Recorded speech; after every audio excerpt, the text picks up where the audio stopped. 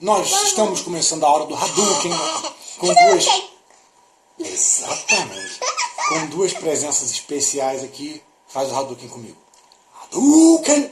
Hadouken! Hadouken! Não, isso não é a técnica que eu aprendi, não. É Hadouken mesmo. Hadouken! E... Hadouken! Dá um tchau pro pessoal. Tchau! Agradece. Tchau! Tchau. Tchau.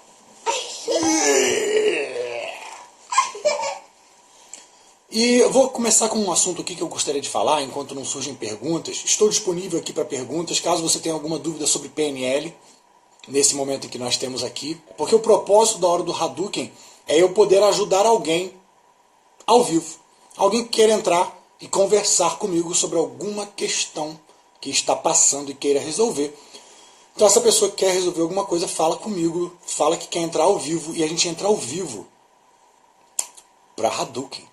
Se a gente não sabe ainda o que é Hadouken, Hadouken é um formato terapêutico que eu meio que desenvolvi, que funciona da seguinte maneira: é como um choque de realidade terapêutico instantâneo. Costuma funcionar muito bem. E o primeiro Hadouken que eu ouvi foi assim. Eu estava no meu primeiro practitioner, e tinha aqueles exercícios que você faz com alguém e tudo mais, e a instrutora estava fazendo exercício com uma pessoa, usando o metamodelo. E o metamodelo é a base do Hadouken. A instrutora perguntou: então, qual a sua questão problema? O que você gostaria de resolver? Aí ela falou assim: sabe, é porque é muito complicado, eu sou responsável por todo mundo. Aí ela falou assim: não, você não é responsável por mim, não. Sucupá! Percebe? Cara, é um choque, você fala assim: eita! Aí, o que a pessoa fez? Não foi isso que eu quis dizer. Certamente que não foi. A terapeuta estava consciente disso. Mas, ela podia ter perguntado: você é realmente responsável por todas as pessoas do planeta Terra? Mas aí o Hadouken não entra tão maravilhosamente bem. Porque a pessoa, ela tem o impacto. O impacto do que ela está falando não concatena, não faz sentido. Eu aprecio isso quando isso é muito bem feito. Então a pessoa falou assim: eu sou responsável por todo mundo. E a instrutora falou assim: não é responsável por mim, não. Aí ela: não foi isso que eu quis dizer. Eu quis dizer as pessoas da minha família. Primeiro Hadouken que ela já tomou. Não, eu quis dizer as pessoas da minha família. Aí ela: entendi. Você é responsável pelos seus tios, sobrinhos, netos, filhos e... Não, também não. Segundo. Não é que meus sobrinhos eu não sou responsável. Afilhados. Não. É mais o pessoal lá de casa. De todo mundo pro pessoal lá de casa. Entendi. Quantas pessoas moram na sua casa? 4. Quem? Eu, meu marido e meus 2 filhos. Entendi. Então você alimenta seu marido e você trabalha porque você está responsável pelo seu marido também. Não, meu marido que se vire, que se lasque, ele responde pela vida dele. Então você é responsável pelos seus 2 filhos. E ela respondeu assim: é mais o Fernando. Olha só. Ela começou a conversa dizendo: sou responsável por todo mundo. E terminou o Hadouken dizendo: Fernando. Isso é a mágica do Hadouken. Teve até um outro Hadouken agora que eu sugeri no meu grupo. Uma mulher com mania de limpeza. E ela não conseguia muitas vezes deixar a filha dela brincar porque precisava limpar logo. Então a filha dela não podia... A comida não podia delongar, não podia deixar... A criança não podia brincar por muito tempo. Porque a mãe precisava limpar. E eu dei algumas sugestões terapêuticas e uma é o Hadouken. Como seria um Hadouken, por exemplo, nesse contexto? A mãe mal deixa a criança brincar porque tem mania de limpeza. E ela falou que sente muito prazer quando limpa tudo. E aí o Hadouken seria mais ou menos assim: puxa, eu jamais imaginei que você sentiria tanto prazer em impedir que a sua filha brinque e se desenvolva como criança. Eita, que não é bem isso, peraí. Mas isso tem a chance dela transformar a representação interna de como ela referencia ali a questão da limpeza e da filha. Então, se esse Hadouken entra E ela questiona essa relação e ela percebe, caramba, eu estou sentindo prazer impedindo minha filha de brincar. Porque ela sentia prazer ao arrumar. Se ela faz essa conexão, ela simplesmente tem a possibilidade de transformar tudo aquilo e numa abordagem dessa ter um efeito maravilhoso. Então, isso é o Hadouken. Dentre muitas possibilidades, temos essa. E foi a que eu escolhi. E aí eu trouxe para cá, falei, vou fazer isso ao vivo. Porque eu não vejo muitas pessoas fazendo isso. Muito menos ao vivo. Muito menos atendendo alguém ao vivo. E hoje o assunto, fatos não têm significados em si mesmo. O que significa isso, Werner? Isso é muito difícil de se fazer, é muito difícil de se entender a diferença entre o fato e o significado. É muito difícil, muito. Não é muito simples, não. Por exemplo, e eu vou botar esse assunto porque eu vou botar esse tema porque é pesado. Sinto muito a hora do Hadouken para ser polêmico. Se não for polêmico, eu também nem entro aqui que eu para fazer nada com coisa nenhuma, eu fico ali sentado no sofá, brincando ali com os meus filhos, vendo TV, vendo a Zika e os camaleões. Então, ai meu Deus. Fatos não têm significados. Uma mãe que deixou o filho recém-nascido no lixo. O que isso significa? Cada pessoa vai ter o seu. Isso é certo ou errado? É bom ou é ruim?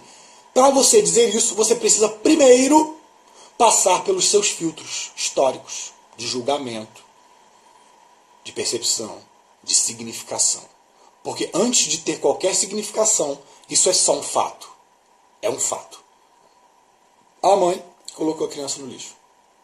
É isso. E é ponto final, e é isso. Acabou. Mas isso não se faz porque ela é mãe. Opa! Então você provavelmente tem alguma referência interna que foi passado para você de tempos em tempos e aprendizados para julgar isso. Mas ela, na hora que fez, talvez não pensou exatamente assim. Então temos dois tipos de significados para uma mesma ação. Ou seja, o fato em si não tem um significado em si mesmo. Ele é só um fato. Uma pessoa pensa sobre aquilo de uma maneira, outra pessoa pensa sobre aquilo da outra maneira. Como uma coisa pode ter dois pensamentos diferentes? Pode. Porque ela não tem significado em si mesma. A pessoa conta uma piada, uma pessoa ri, a outra se ofende. Então, a piada em si não pode ser ofensiva e engraçada ao mesmo tempo. Ela não pode ser ofensiva e interessante, boa, benéfica e maléfica ao mesmo tempo. Não. Uma pessoa entende como maléfica e a outra entende como benéfica. Uma entende como ofensa, a outra entende como engraçada. O que significa dizer? Que a piada em si é apenas um conjunto de palavras estruturados foneticamente, uma atrás do outro. É isso que é. Agora, eu observo aquilo, filtro historicamente, passo pelos meus entendimentos e então julgo. Mas o fato não tem. Então assim, quando você pensar qualquer coisa sobre qualquer coisa, já saiba que não é. É aquilo que você julga sobre aquilo. Então, é isso. Hoje apareceu uma questão interessante que foi, espera-se de um relacionamento que as datas importantes sejam comemoradas. Não espera-se. Eu espero. Para mim, no meu modelo de mundo, uma data, um dia, o dia do casamento especial deve ser comemorado. Não, a data do casamento é só a data do casamento. Se ela deve ser comemorada, se isso é importante, se isso é relevante, isso não é acerca do dia, isso é acerca do seu modelo de mundo, do processo que você fez para chegar até ali. Então assim, queria iniciar falando sobre isso. Tenho mais coisas para falar sobre isso, mas tem perguntas aqui, eu posso deixar para depois. O Wesley perguntou aqui, como parar de querer agradar a todo mundo? Como parar de querer agradar a todo mundo? Primeiro, quero falar uma parada interessante sobre isso. Ninguém faz nada em última instância para agradar o outro.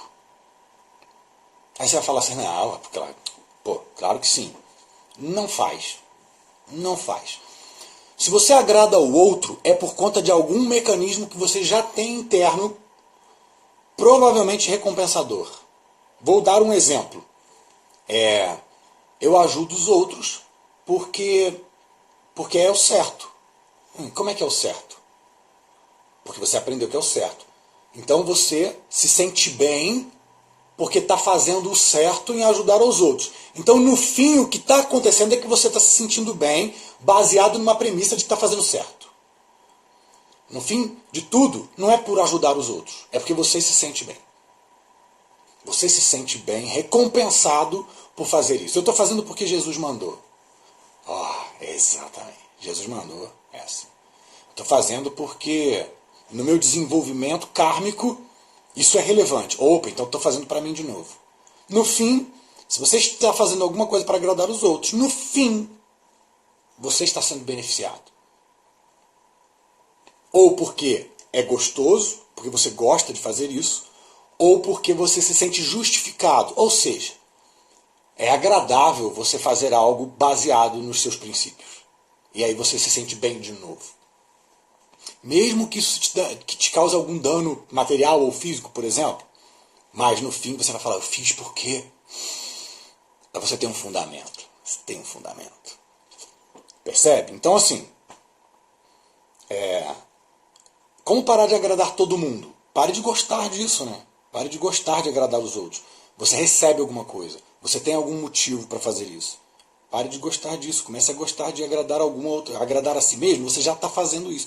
Fazendo pelos outros ou por si, você está agradando a si mesmo. Então, mesmo que não perceba, tá? Porque isso é um mecanismo inconsciente, tá? Ganho secundário. Mas você está fazendo isso por si mesmo. Agora, agradar os outros é índice referencial não especificado. Quem são os outros? Isso é interessante. Por isso que o metamodelo é tão importante. Porque quem são os outros? Você não está ajudando, não me ajudou? Você quer parar de me ajudar?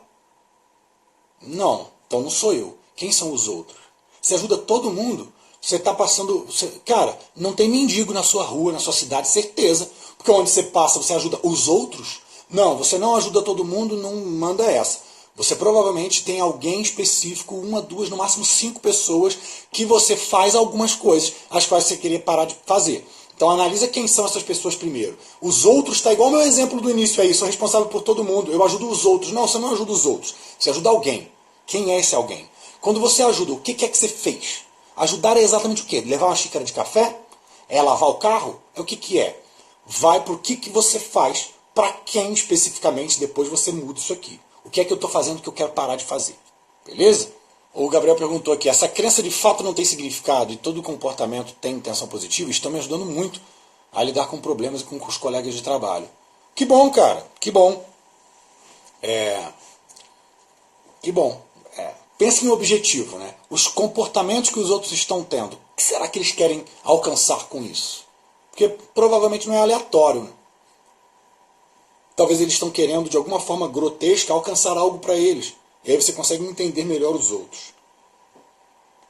Fatos não têm significado. Eu adoro isso, cara. Porque a gente significa as coisas, cara. Uma pessoa me xingou. Hoje aconteceu um fato interessante. Alguém me mandou um negócio e falou assim, se você continuar dessa maneira, vai continuar tendo resultados de amador. Aí eu... uma frase aí que ele falou. Aí brinco com isso. Por quê? Porque se eu tivesse significado como uma ofensa, poderia ficar mal. Como metamodelar para descobrir o ganho secundário? Primeiro que eu não sou fã da crença todo comportamento tem uma intenção positiva. Eu não sou fã. Eu acho que não. Tem comportamento que não tem paciência. Agora, a crença de que tem é útil para você mexer. Para você mexer. Então, uma boa pergunta para você descobrir o ganho secundário é perguntar pela função. A pergunta função ela é diferente de qual que é o objetivo, qual que é o propósito, o que ela quer alcançar. O que esse comportamento quer alcançar como um ganho secundário? Não. Qual que é a função desse comportamento? Eu acho que essa pergunta faz bastante diferença. Eu estou aqui com Ressignificando. E ele fala isso logo aqui no início, quando ele fala sobre... Caramba, eu consegui abrir na página. Perguntem à parte que está sendo interrompida as seguintes coisas. Qual é a sua função? Aí ele coloca embaixo, qual é a sua função positiva? Função. Eu acho essa pergunta diferente. O que você está querendo alcançar? Qual que é o seu funcionamento? Eu acho que, para que serve o seu funcionamento? Qual que é a sua função em última instância? Acho que essa pergunta é muito boa. Agora, qualquer coisa que você assuma como um ganho secundário e trabalhe e assume que isso é verdadeiro e pode fazer a diferença para o cliente, provavelmente vai funcionar. Provavelmente vai funcionar. Porque já vamos assumir que a ideia, todo comportamento tem uma intenção positiva, é só uma crença útil para tratamento. Então, você pode assumir um e trabalhar nele. Depois, caso esse não tenha funcionado, você vai para uma próxima. Vai para um próximo. Faz sentido isso? Metamodelo é tão importante, ainda ouvi ontem que metamodelo não é humanista. Eu ouvi isso num vídeo do Alberto Delisola, né? O Alberto Delisola fez isso. Ele falou que o metamodelo ele é meio autoritário, faz o papel o terapeuta faz um papel de julgador. Faz o menor sentido isso, porque eu posso aplicar o metamodelo em mim mesmo. Por exemplo, o rapaz falou ali, como parar de ajudar os outros, de agradar os outros? Aí eu pergunto, por exemplo, eu posso fazer a pergunta assim, quem você está agradando? Mas que pergunta julgatória não humanista é essa? Por quê? Porque eu estou desfazendo um índice referencial não especificado, não estou julgando, não faz sentido, não é o terapeuta que demanda isso. É um modelo de linguagem, o terapeuta não faz isso. Você pode aplicar em si mesmo. Como é que você é autoritário contra si mesmo? Usando o metamodelo.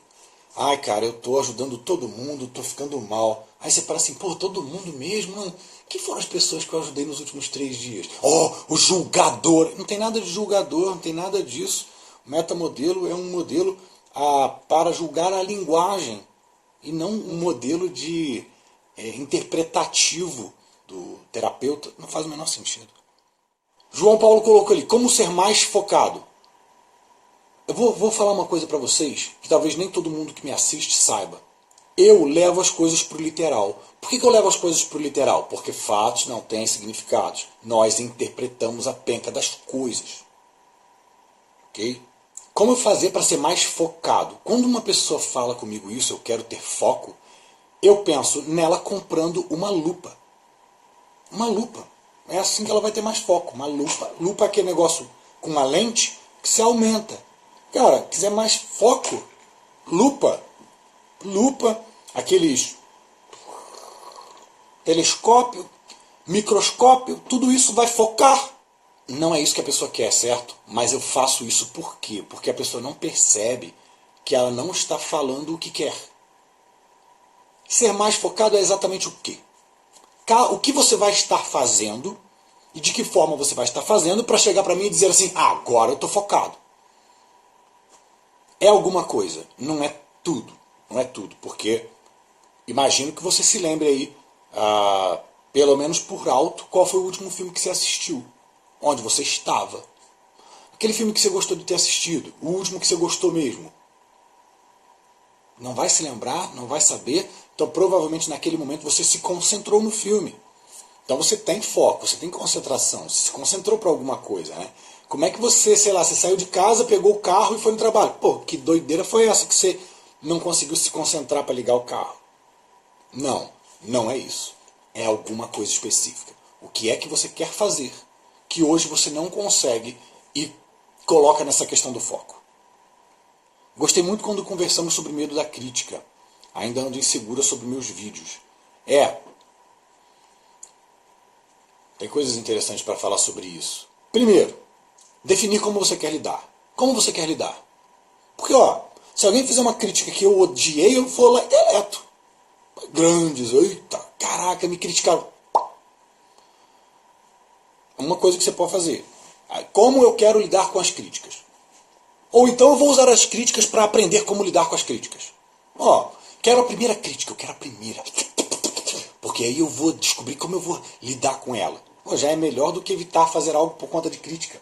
E outra, eu vi um documentário da Brené Brown, que é isso, falando sobre constrangimento. Ela é pesquisadora de constrangimento. Como eu estou escrevendo um livro sobre sofrimento, eu fui ver o documentário sobre constrangimento.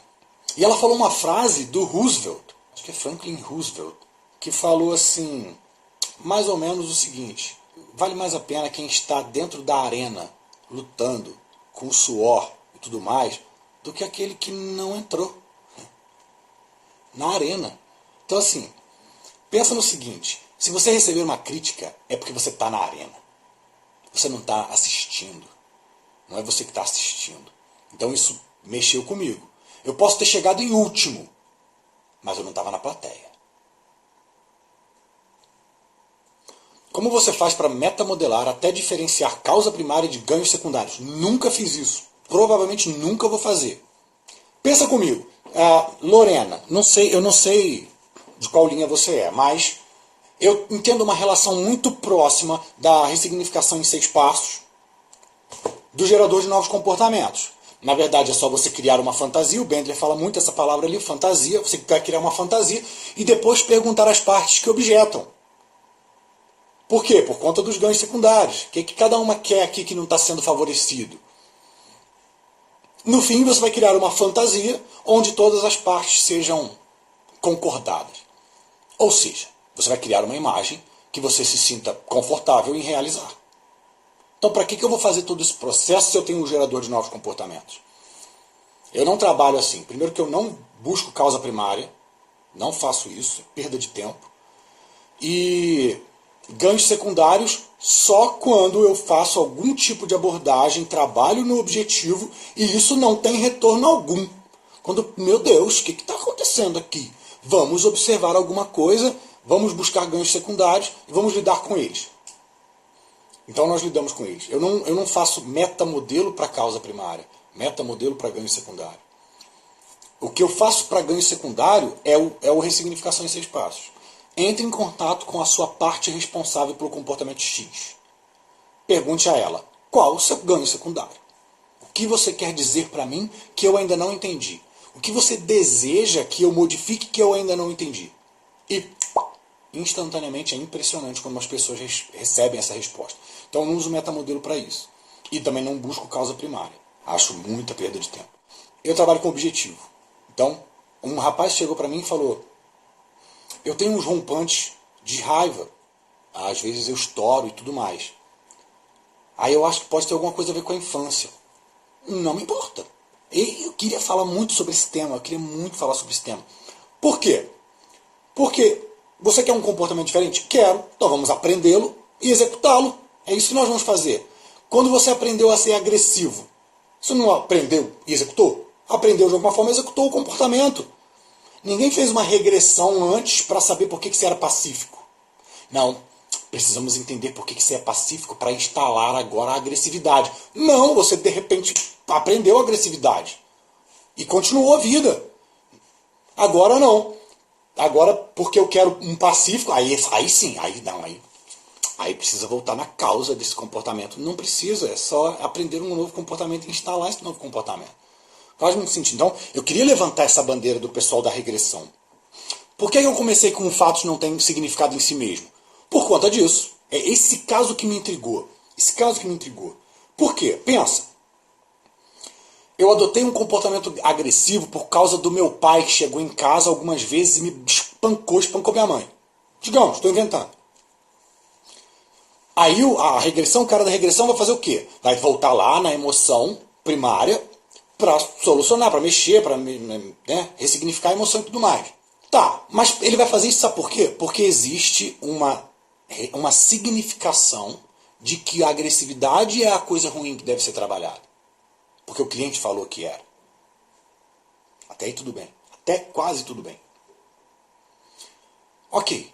Aí como o pacífico não é algo a ser questionado. Por que o pacífico é bom e o agressivo é ruim? Não é.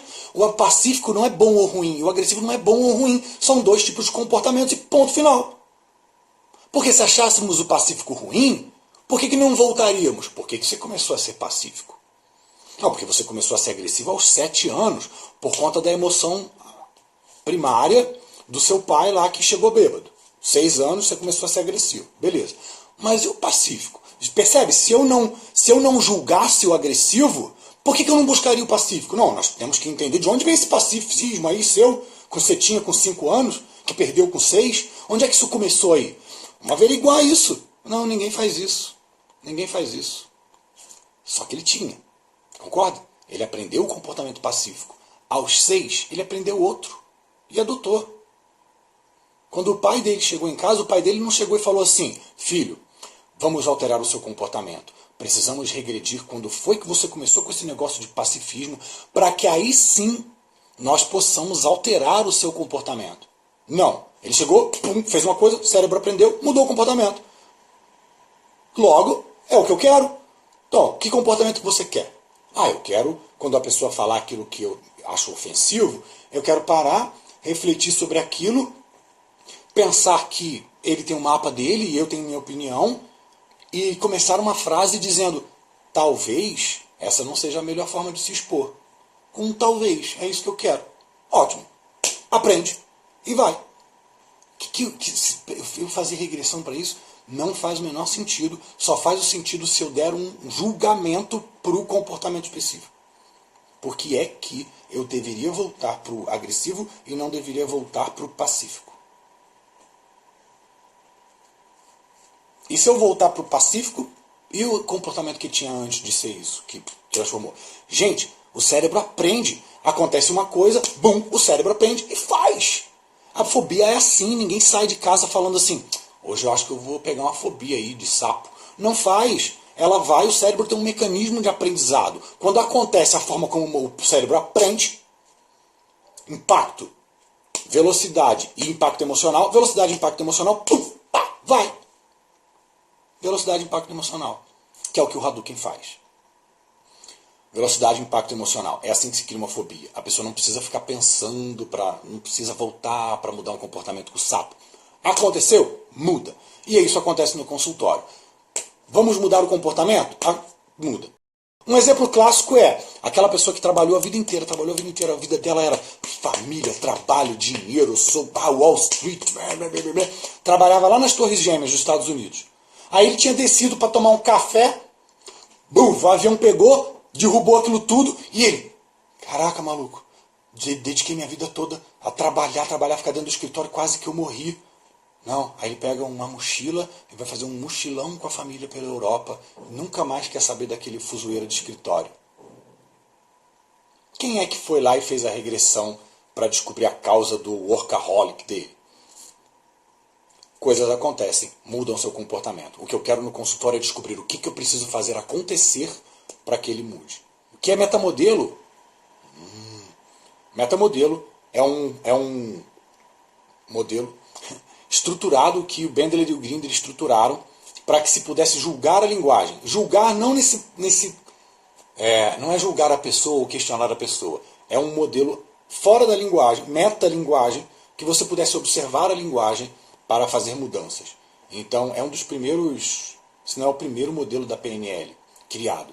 Então, a primeira ferramenta da PNL é o metamodelo, que estruturou a linguagem, uma forma de estruturar a linguagem para que a gente pudesse fazer mudanças internas. E é fenomenal, eu não faço a menor ideia como um terapeuta, qualquer terapeuta, eu não faço a menor ideia de como ele trabalha sem o metamodelo. É realmente uma incógnita para mim. Porque é no metamodelo que você vai chegando nas coisas. Quais coisas? Viu? O metamodelo faz isso. Você automaticamente se questiona e vai chegando no fio da meada, no X da questão. Então, assim, você consegue, uma coisa que ia demorar dias, meses, anos, você consegue chegar em alguns minutos, porque você foi aparando as arestas e chegou exatamente naquilo que precisava. Uma vez uma cliente chegou para nós e falou assim, as pessoas do meu trabalho tá muito ruim porque elas ficam me pressionando para fazer coisas contra a minha índole. A gente virou para ela e falou assim, sabe que é uma pessoa só, né? Não, as pessoas do meu trabalho. Chegou no fim, era uma pessoa só. Joilson perguntou, como metamodelar para não entrar na carência? Começa por aí. O que é carência? Carência é uma nominalização do verbo carecer. Toda vez que você pega um verbo e transforma num nome, a carência, ou o, que tem um artigo definido ou indefinido na frente, vira uma nominalização. Então você já começa por aí. Carência é exatamente o quê? 3 coisas estão eliminadas numa nominalização. Quem faz, a quem faz e o processo. Então, quem está fazendo o processo de carência? Eu? Beleza. A quem está sendo feita? A mim mesmo. Beleza. Como eu faço isso? Qual que é o processo? Em qual contexto? Em que momento? Com quem especificamente? É assim que vai modelar a carência. Não entrar na carência. O que acontece exatamente? Em qual momento do dia? Quando eu estou almoçando? Quando eu estou sozinho? Não é o tempo todo. Não é o tempo todo. Você dormindo, você não está carente, você está dormindo. Acordei de manhã, aí eu penso, o que você pensa? Exatamente o que você pensa. Aí nós vamos entrar em submodalidade, porque todo esse processo de submodalidades e processos internos só foram possíveis por conta do metamodelo. Então, a modelagem, que foi o segundo lá, o propósito da PNL, só pôde acontecer por conta do metamodelo. Como você modelaria uma pessoa que respira bem e é relaxada? Primeiro, eu não sei o que é respirar bem. Eu respiro bem?